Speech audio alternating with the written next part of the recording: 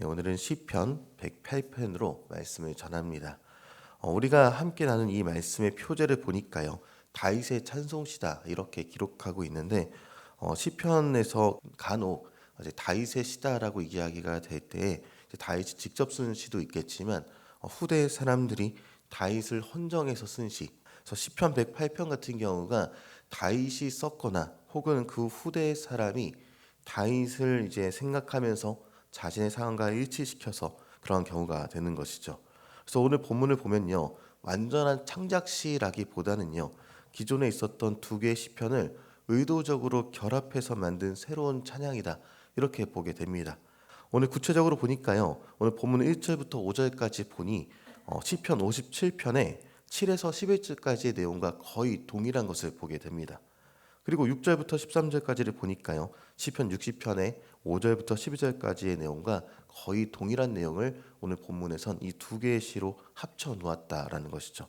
왜 이미 있는 두 개의 시를 가지고 와서 하나로 새로 묶어서 시편을 만들었을까를 생각해 보겠습니다.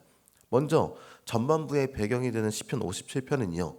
다윗이 사울 왕을 피해서 아둘람 굴이라는 절박한 어둠 속에서 쓴 시가 이 57편인 것이죠.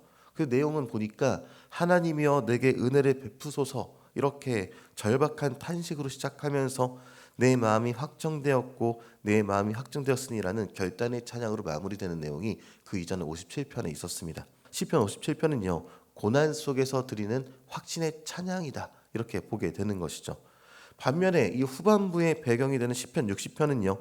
다윗이 이 아람과의 전투에서 큰 승리를 거두었지만 동시에 동맹이었던 에돔에게 배신당해서 큰 군사적인 위기를 맞았을 때 쓴 그런 시다라고 보게 됩니다. 그래서 주께서 우리를 버려 흩으셨고 이런 낙담과 함께 누가 나를 이끌어 경관성에 들이며 이런 부르짖는 위기 속에서의 구원 요청을 하게 된다는 것이죠. 그러니까 이 시편 108편은요. 두 가지 상황을 하나로 묶어냅니다. 이 새로운 위기 앞에서 이 시인이 한 것은요. 그 이전에 다윗이 시편 57편의 굴 속에서 붙잡았었던 확정된 마음을 먼저 선포했습니다. 그 선포는 하나님 제가 과거 그 글 속에서도 주님을 찬양하기로 마음을 정했었습니다. 그때 그 믿음으로 지금 이 새로운 전쟁 앞에서 제 마음은 확정되었으니까 내가 주를 찬양하겠습니다 라고 외치게 된다는 것입니다. 그러면서 1절부터 5절까지 보니까 만민 중에 주를 찬송하겠습니다 라고 외치게 되었다는 것입니다. 그리고 그 확고한 믿음 선포 위에 현재 문제, 그러니까 전쟁에 대한 이야기를 올려놓게 되는 것이죠. 우리의 신앙은요, 과거에 우리가 받았던 그 구원의 은혜를 다시 한 번 더 생각하면서 그 은혜 속에서 현재 문제를 돌파하는 것이 우리가 가져야 될 신앙의 모습이다라고 오늘 본문은 알려주고 있다는 것이죠. 그러면서 오늘 본문은요, 하나님이여 내 마음을 정하였사오니라고 위대한 고백으로서 노래하며 시작하게 되는 것입니다. 여기서 정하였사오니라고 번역된 히브리어를 보니까 나콘이라고 발음을 합니다. 나콘은 견고하게 서다, 준비되다, 확정되다, 확립하다, 혹은 고정되다. 다윗이 지금 내 마음이 나콘하였습니다라고 고백할 때는요. 단순히 기분이 좋거나 용기가 생겼다 이 정도의 문제가 아닙니다. 그 상황은 여전히 위기였지만 자신은 굴 속에 있었던 것 같은 어려움이 있었고 여전히 전쟁을 눈앞에 둔 위기 속에 있었지만 상황만 본다면 흔들려야 마땅한 그런 상황이지만 그러나 다윗은요 자신의 마음이 낙혼 견고하게 고정되었다라고 선언하는 것이 여기에 있다는 것이죠. 그럼 어디에 고정이 됐을까? 상황이 아니라 하나님의 신실하심과 그분의 인자하심에 고정되었다라는 것입니다. 환경이 흔들릴지라도 내 마음은 하나님의 약속 위에 준비된 채로 그렇게 서 있겠다라는 선언이 여기 있게 된다는 것이죠. 이것이 바로 고난 중에도 새벽을 깨우면서 찬양할 수 있는 힘의 원천이 된다. 이렇게 보게 되는 것입니다. 그리고 다윗은요. 이 고정됨에 대해서 당연히 출애굽기 15장의 내용을 떠올리면서 찬양했을 것이다. 이렇게 여겨지게 되는데요. 출애굽기 15장 17절에 보니까 모세와 이스라엘 백성이 홍해를 건너고 난 후에 하나님을 찬양하는 노래가 있습니다. 제가 잠시 읽어드리겠습니다. 주께서 백성을 인도하사 그들을 주의 기업의 산에 심으시리로다. 여호와여 이는 주의 처소를 삼으시려고 예비하신 것이라. 주여 이것이 주의 손으로 세우신 성소로소이다. 이렇게 기록하고 있습니다. 여기서 낙고는요 예비하신 혹은 확립하신으로 번역되어서 우리가 읽고 있다는 것이죠. 모세는 하나님께서 그분의 백성을 위해서 견고하게 준비하신 처소, 그러니까 확립된 처소로, 확립된 성소를 노래하고 있다는 것입니다. 그리고 이 두 구절을 연결해서 같이 함께 보겠습니다. 출애굽기에서 하나님은요, 당신의 백성을 위해서 처소 견고한 낙혼을 예비하셨습니다.